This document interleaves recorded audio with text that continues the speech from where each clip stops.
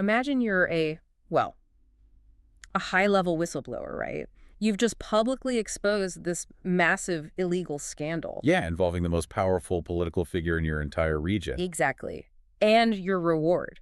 You aren't given, like, a book deal or a primetime interview. You are scooped up in the dead of night. Just completely disappear. Right. Locked in a pitch-black, suffocating dungeon by a corrupt dictator. You're rotting in a cell waiting for an executioner, and you send a desperate message to the one man you thought was going to start a revolution. The guy you thought would overthrow the government. Yes. Yeah. And his response is basically, look at all the nice things I'm doing out here in the countryside. It's kind of mind-blowing when you think about it. It really is. And that is the actual gritty reality behind the text we were looking at today. So, welcome to the deep dive. You sent us this prep document analyzing Matthew chapter 11, and looking through your notes, we realized immediately that we are not looking at some safe, sterile theological manuscript. No, not at all. We are looking at a high-stakes political thriller. Okay, let's unpack this.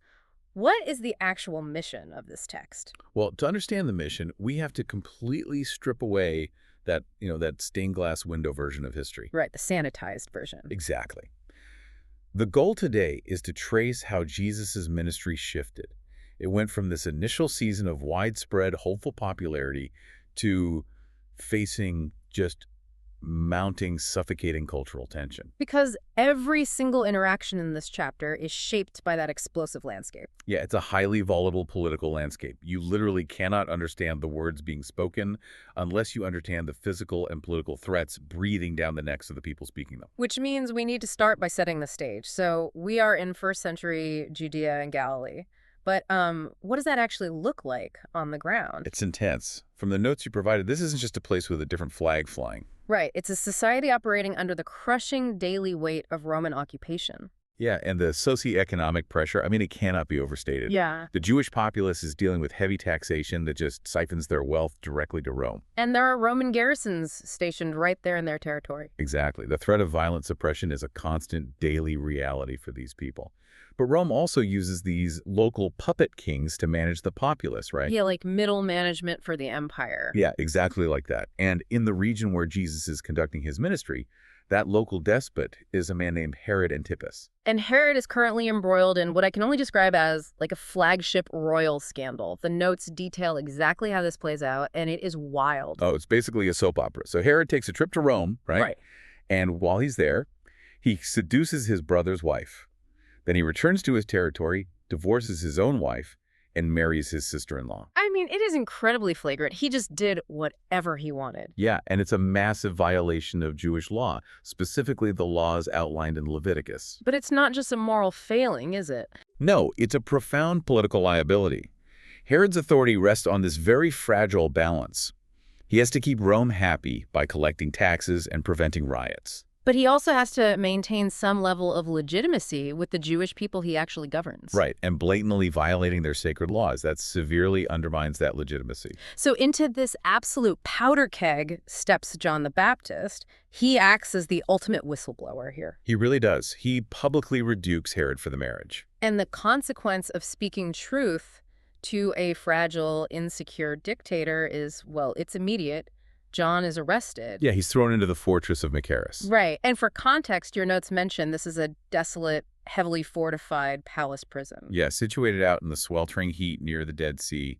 It's an awful place. It sounds horrific, so John is just stuck there. Yeah, and what's fascinating here is what this reveals about the terrifying vulnerability of prophetic voices in an Eastern despotic landscape. Because there's no due process, right? No public trial or anything. None. Zero. When you challenge the moral authority of a corrupt ruler, especially one whose grip on power relies on projecting absolute dominance, you are systematically disappeared. You just vanish. Yep. John's life now hangs entirely on the whims of a volatile, compromised leader. That has to put John in a state of profound psychological torment. I mean, Put yourself in his sandals for a second. Yeah. You have dedicated your entire life to preparing the way for this coming Messiah. Living out in the wilderness, preaching radical repentance. Right, and now you are locked in a dark hole. You are realizing the ruling powers aren't going to just step aside. Right. You're facing execution. It's a terrifying realization. It really is. And that leads to this incredibly vulnerable moment in Matthew 11, verses 2 and 3. John sends his disciples from the prison to ask Jesus a really direct question. He asks, "Are you the one who is to come, or should we expect someone else?" Should we expect someone else? Man, that highlights a massive foundational disconnect. It absolutely does. Because John's doubt isn't just a product of being locked in a dark cell. It actually stems from a profound clashing of kingdoms. Like a mismatch in expectations. Exactly. There is this vast gulf between what the Jewish people, including John, expected their Messiah to do about their oppressors, and what Jesus was actually doing out in the villages. Yeah, the document uses a great phrase to describe the Jewish populace at this time. It calls them a powder keg of political unrest. Which is the perfect way to describe it. But let's look at the mechanics of that. Why a powder keg? Well, because when your daily reality involves paying exorbitant taxes to a foreign emperor and watching your cultural sovereignty be trampled, you don't just want a nice teacher. No, you want a military Messiah. Yeah. You are actively anticipating a warrior king. Someone who will violently overthrow the Romans and establish a physical earthly kingdom right then and there. And John himself shared that exact anticipation.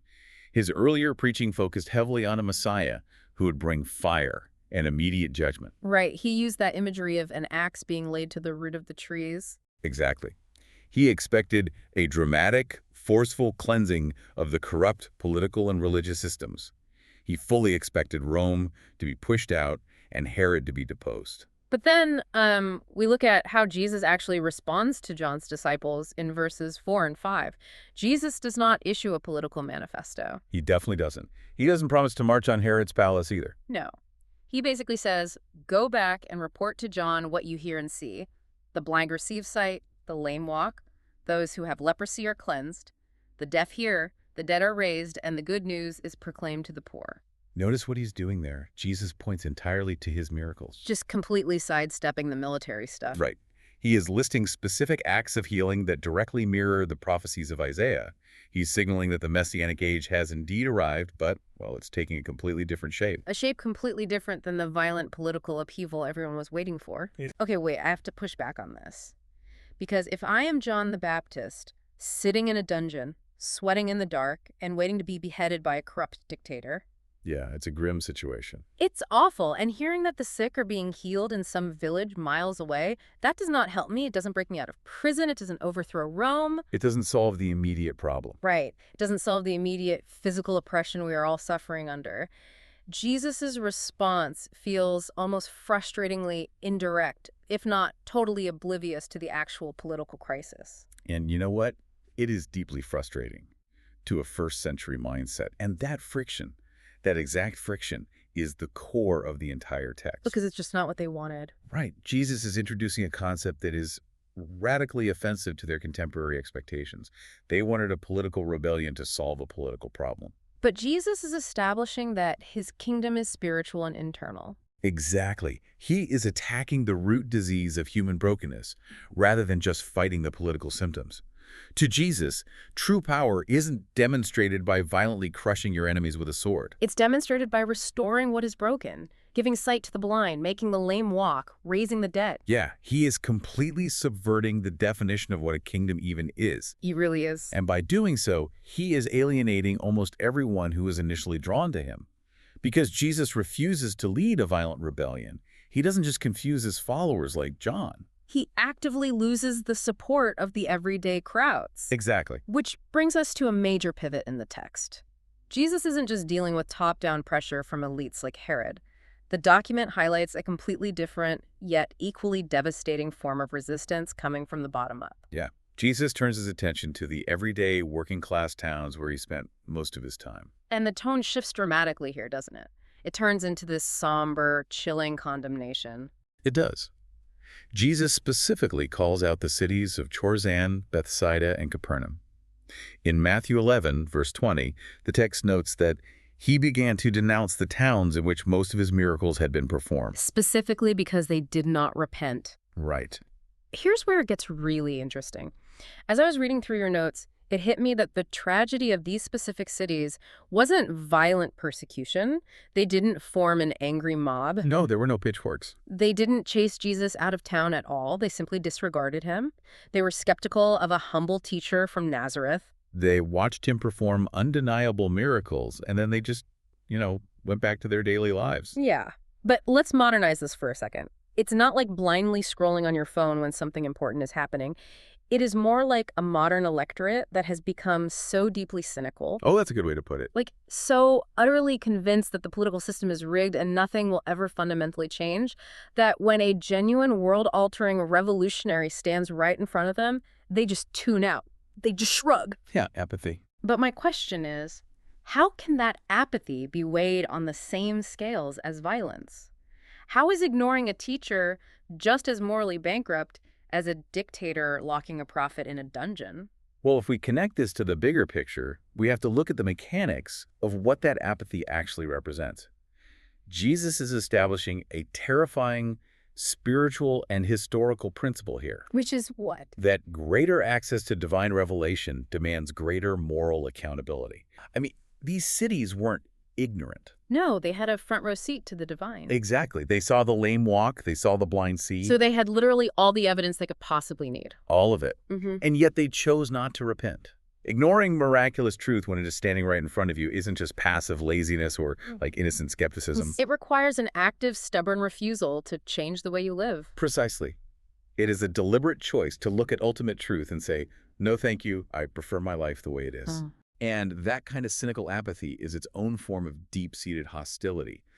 When truth is presented to you and you shrug it off because it doesn't fit your preconceived expectations of what a Messiah should look like, that apathy is just as deadly to the soul as outright physical persecution is to the body. That is heavy. So, Jesus is basically caught between a rock and a hard place here. Very much so. You have the top-down political threat of execution from Herod on one side, and this impenetrable bottom-up cultural apathy from the general public on the other. It creates an incredibly dark, isolating reality for anyone choosing to follow Jesus in this era. And it culminates in one of the most cryptic, difficult warnings in the entire chapter. Right, in verse 12, Jesus says, "From the days of John the Baptist until now, the kingdom of heaven has been subjected to violence, and violent people have been raiding it." Yeah, that verse is intense. Subjected to violence, and violent people have been raiding it. Based on the historical context you provided, what are the actual mechanics of that statement? What is he actually describing there? He is describing the pressure cooker of the era we've been unpacking. The phrase captures the constant suffocating shadow of Roman suppression. And the paranoia of puppet rulers like Herod. Exactly. Plus the growing hostile opposition of the religious establishment. Jesus is explicitly acknowledging that the spiritual kingdom he is bringing is colliding violently with the physical world that operates entirely on force, coercion, and power. So what does this all mean? If Jesus is establishing a purely nonviolent spiritual kingdom, healing the sick, preaching to the poor, how does that provoke a violent response? Great point. Like, why wouldn't the established political and religious powers just laugh him off as a harmless philosopher? This raises an important question about the nature of power itself. Why does a nonviolent movement provoke a violent response?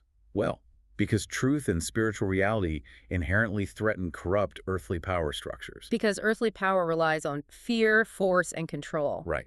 Herod controls his populace through the fear of the dungeon. The religious establishment controls the populace through rigid, legalistic gatekeeping. But Jesus' spiritual kingdom completely bypasses their authority. It does. It tells the people that true power, true forgiveness, and true kingdom living belong to the poor, the meek, and the broken. If the populace starts believing that their ultimate allegiance belongs to a spiritual king who heals rather than an earthly king who kills, the earthly rulers lose their leverage. They lose their monopoly on fear. Exactly. And because they cannot control Jesus' spiritual kingdom with their earthly rules, they react the only way despotic powers know how. With aggressive physical violence. That is why following Jesus in this context wasn't about joining a polite religious club.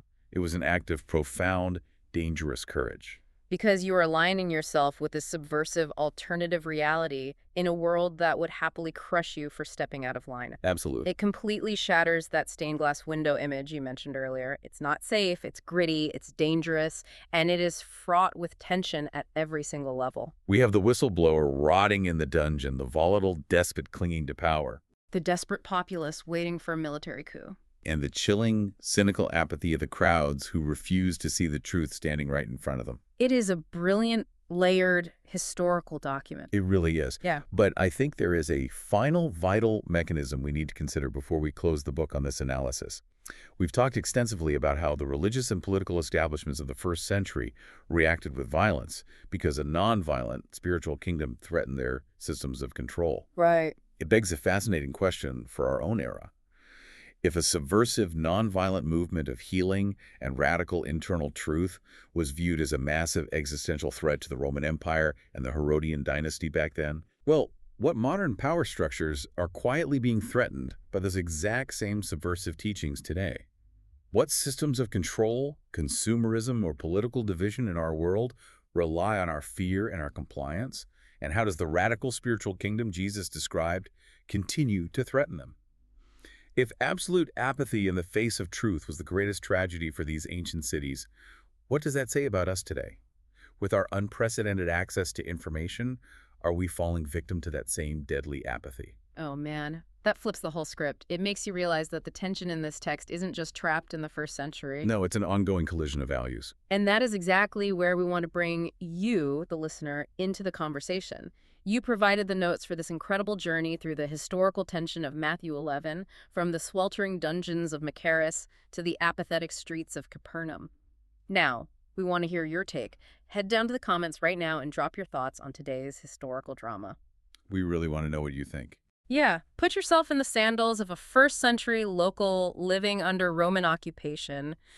Would you have been holding out for a military rebellion to crush your oppressors?